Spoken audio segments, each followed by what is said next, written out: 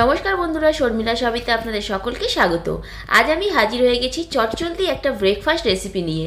পরোটা খেতে আমরা সকলেই ভালোবাসি, আর পরোটা খাওয়ার জন্য কোনো সিজনের প্রয়োজন হয় না। তাই আজ আমি চটজলদি পেঁয়াজের পরোটা বানিয়ে দেখাবো আপনাদেরকে। আমার রেসিপিটা ভালো লাগলে একটা লাইক এবং সকলের সাথে শেয়ার করার অনুরোধ রইল সকলের কাছে।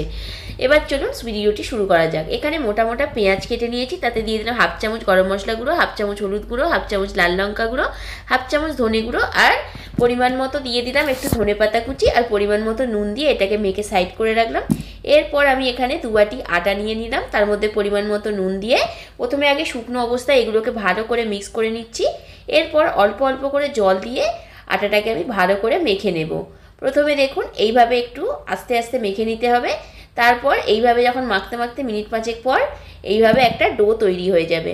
আপনাদেরও খুব ভালোভাবে একটা সফট ডো এরকম বানিয়ে নিতে হবে। আমি এটা আটা দিয়ে ব্যবহার করেছি, আপনারা চাইলে কিন্তু ময়দারও করতে পারেন। এরপর অল্প একটু সাদা তেল মাখিয়ে আমি এটাকে মিনিট 5 ঢাকা দিয়ে রেখে দেব। 5 মিনিট পর এটাকে যখন ঢাকনা খুললাম, দেখুন আরও খুব সুন্দর সফট হয়ে গেছে। এইভাবে আবার একবার ধাসাধাসি করে নিয়ে এইভাবে লেচি কেটে নিলাম। আমি এখানে পরোটা শেপে লেচিটা কাটছি, আপনারা চাইলে আরও একটু ছোট করতে পারেন। এইভাবে আমি 4টে লেচি কেটে নিলাম। এরপর গুঁড়ো আটার মধ্যে বা ময়দার মধ্যে দিয়ে আগে একটা রুটির মতো আমি বেলে নেব। এইভাবে দেখুন এইভাবেই বেলতে হবে। আপনারা ছোট মনে করলে ছোট ছোট করতে পারেন, আবার বড় করলে বড়ও করতে পারেন। এরপর পেঁয়াজের ওই মিশ্রণটি রুটির ওপরে দিয়ে এইভাবে কিন্তু সরু সরু করে ফোল্ড করে নিতে হবে। দেখুন আমি কিন্তু খুব ভালোভাবে আটার এইটাকে ফোল্ড করে নিয়েছি। এবার একটা মাঝ বরাবর ছুরি দিয়ে কেটে এবার দেখুন লাচ্চা যেভাবে করে সেইভাবে কিন্তু উল্টো সাইড করে আমি এটাকে এইভাবে মুড়ে নিচ্ছি। দেখতেই পাচ্ছেন কিভাবে করলাম। এইভাবেই যদি আপনারা করেন তো পেঁয়াজ পরোটা কিন্তু খুব তাড়াতাড়ি আপনাদের রেডিও হয়ে যাবে, আর খেতেও খুব টেস্টি হবে। এইভাবে আবারও আমি ফোল্ড করে নিয়ে অল্প অল্প গুঁড়ো আটা বা ময়দা লাগিয়ে এটাকে আমি বেলে নেব।